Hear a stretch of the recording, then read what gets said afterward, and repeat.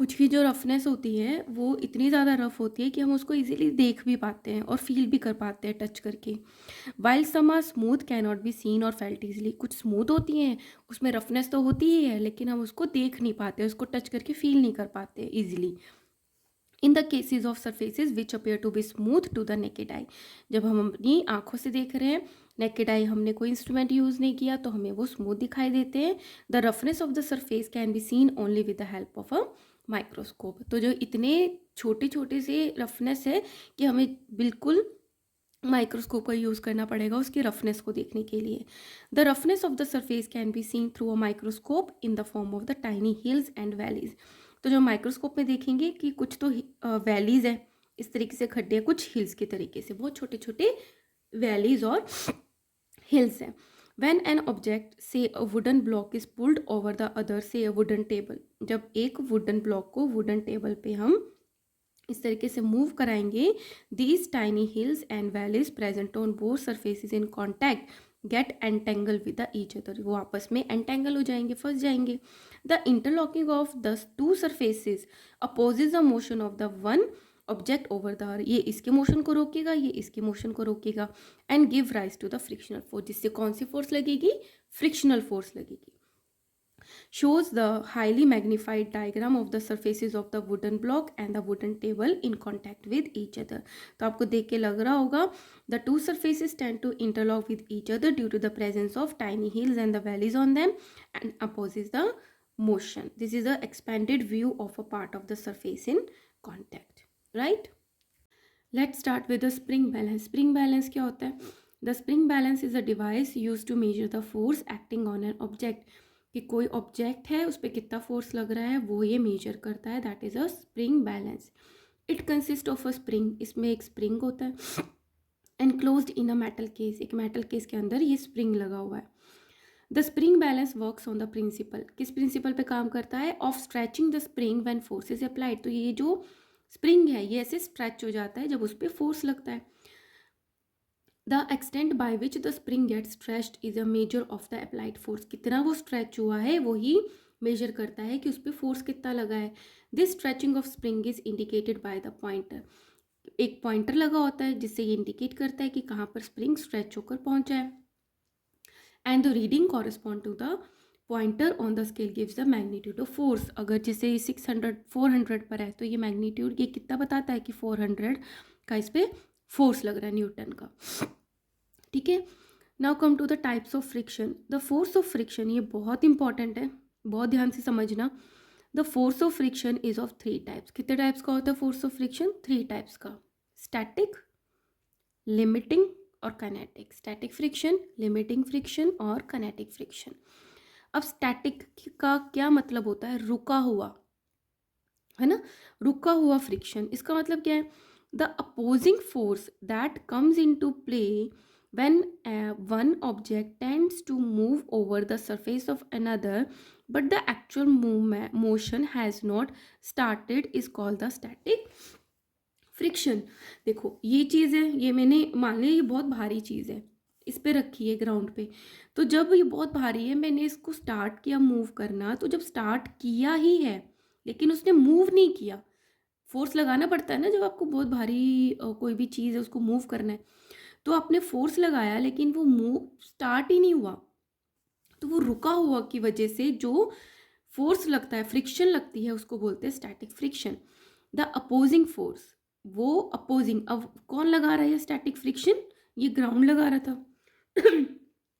The opposing force that come into play, कब लगा? उसने लगाया अपोजिंग फोर्स ने when one object tend to move over the surface of another. जब वो मूव करना था but the actual movement has no started, अभी तक आप उस पर फोर्स ही लगा रहे हो लेकिन उसने मूवमेंट स्टार्ट नहीं करी, is called the static friction.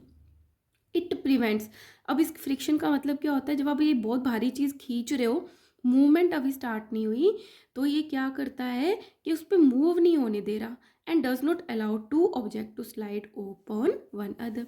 आप खींच के लेके नहीं जा पा रहे, अभी आप इतना फोर्स लगाए, तो वो क्या है? Static friction. वो कौन सा लगा है? Static friction. अब आता है लिमिटिंग फ्रिक्शन। आपने जोर लगाया, अपना जोर बढ़ाया मूव करने के लिए और जोर बढ़ाया, तो क्या होगा, if you move a heavy box from one place to another, the force required to overcome friction. अगर बहुत ये स्लिपरी सी सरफेस है तो आप बहुत इजीली खींच के ले जाओगे, लेकिन जब फ्रिक्शन बहुत अच्छा लग रहा है तो आपको मूव करने के लिए फोर्स लगाना पड़ता है। एट द इंस्टेंस द बो start moving from the rest, जैसे ही वो बॉक्स स्टार्ट किया मोशन में, मूव कर लिया आपने, इट मीन्स जितना फोर्स लग रहा था, फ्रिक्शनल फोर्स जो अपोज कर रहा था मोशन का, आपने उससे ज़्यादा फोर्स लगा लिया, तभी वो मूव करना स्टार्ट हुआ। तो जितना मैक्सिमम फोर्स बना, स्टैटिक फोर्स जितना रोका, मतलब मान लो उसने 50 नंबर में फोर्स लग रहा था, आपने 70 कर लिया और वो मूव करना जस्ट स्टार्ट कर दिया, तो मैक्सिमम लिमिटेड कितनी हो गई कि 70 आप फोर्स लगाओगे तो वो मूव करने लग जाएगा। तो मतलब लिमिटेड कितनी फ्रिक्शन हो गई, 70। ठीक है।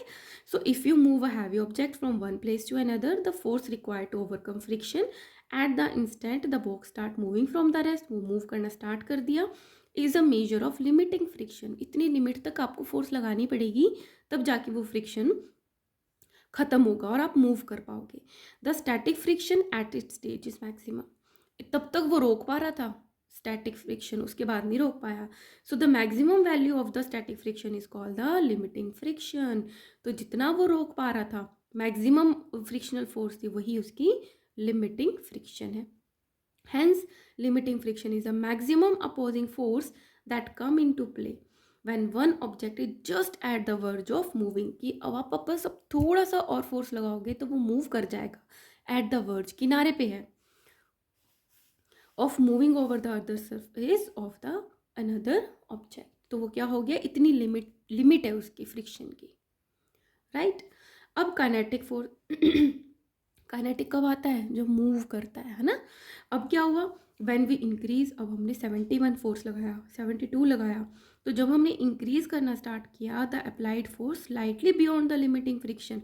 भाई 70 तक तो मूव नहीं कर पा रहा था, जैसे ही हमने 71 न्यूटन का लगाया वो मूव करने लग गया। The box begins to slide slowly.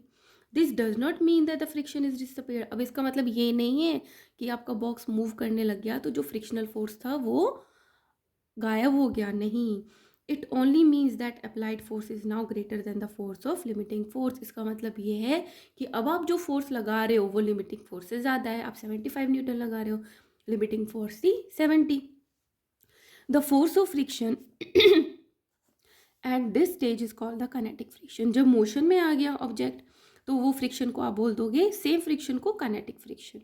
Hence, kinetic friction is the opposing force that come into play when one object is actually moving.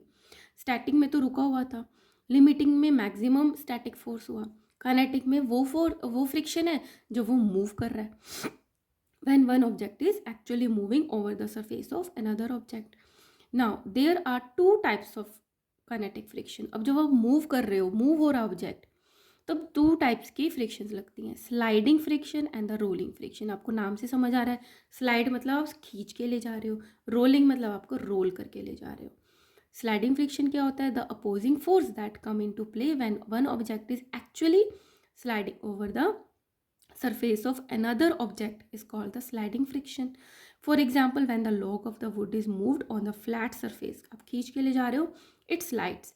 In this case, the opposing force is called the sliding friction. तो इस पे कौन सा force लग रहा है, sliding कर रहा है, फोर्स लग रहा है क्योंकि आप स्लाइड करके लेके जा रहे हो। रोलिंग फ्रिक्शन क्या होता है, the opposing force that come into play when one object is actually rolling over the surface. आप इसको रोल करके ले जा रहे हो, तब जो फोर्स लग रहा है उसको बोल देते हैं rolling friction. For example, when a wheel or a log of wood roll over the flat surface, the opposing force is called the rolling friction. Alright, ये भी force है, but ये friction की वजह से force है, right? So it is very much important to understand the basic terminology. Alright. Now we will start activity 1 to show that the rolling friction is less than the sliding friction in magnitude. मतलब जब हम role करके लेके जाते हैं उस time पे जो फ्रिक्शन होती है और जो स्लाइडिंग करके अगर हम सेम चीज़ लेके जाते हैं तो उसमें जो फ्रिक्शन की कंपैरिजन बोला है, तो जब रोल करके लेके जा रहे हो तो फ्रिक्शन कम होता है as compare to the sliding friction.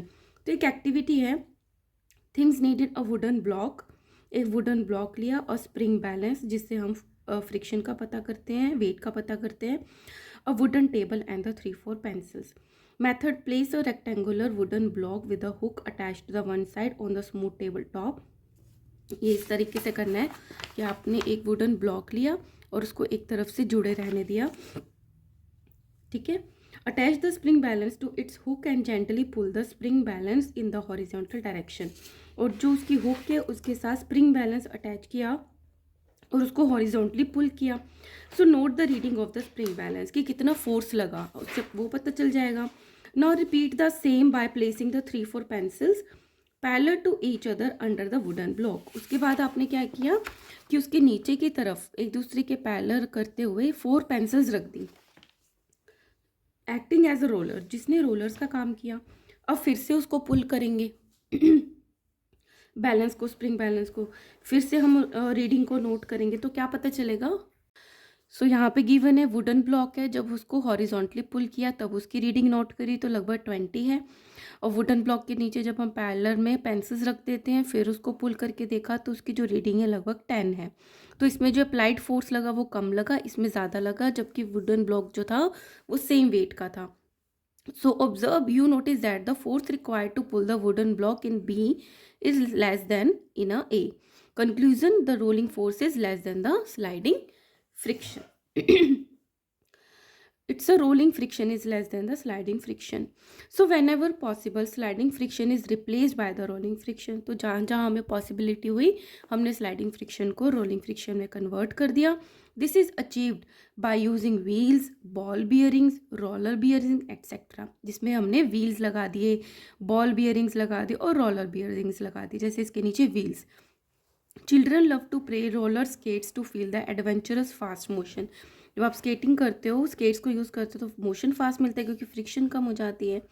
The roller skates have the tiny wheels, इसके नीचे छोटे छोटे व्हील्स होते हैं. These wheels have a very small rolling friction, और उसकी वजह से क्या होता है, इनका जो फ्रिक्शन होता है रोलिंग फ्रिक्शन वो भी कम होता है and help in the fast motion of the skater. These days suitcase and the bags are provided with the wheels. आजकल क्या है, जो सूटकेस और बैग्स हैं उनमें भी व्हील्स प्रोवाइड किए गए हैं. Even a child can pull such type of suitcases. जब सूट केसेस में बहुत सामान है, बहुत हैवी है, फिर भी छोटा बच्चा जो है व्हील्स की वजह से उसको खींच पाता है, पुल कर पाता है. These wheels have a very small rolling friction, क्योंकि व्हील्स क्या देते हैं, बहुत कम फ्रिक्शन देते हैं तो फोर्स कम लगाना पड़ता है. This is the reason it is convenient to pull the suitcase fitted with rollers. ठीक है. Now factors affecting the friction. Frictions को ऐसे कौन से फैक्टर्स है जो अफेक्ट करते हैं, मतलब जो बढ़ाते हैं या कम करते हैं. The force of friction depend upon the following factor. 2 factors हैं. Nature of the surface in contact with each other, कि नेचर कैसी है, जो 2 सरफेसेस आपस में कॉन्टैक्ट कर रहे हैं जिनके बीच में फ्रिक्शन हो रहा है, उनकी सरफेसेस कैसी हैं.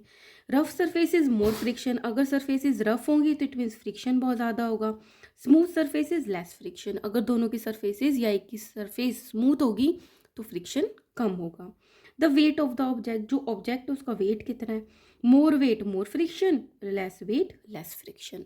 ज़्यादा वेट होगा तो ज़्यादा फ्रिक्शन होगा और कम वेट होगा तो कम फ्रिक्शन होगा. ठीक है.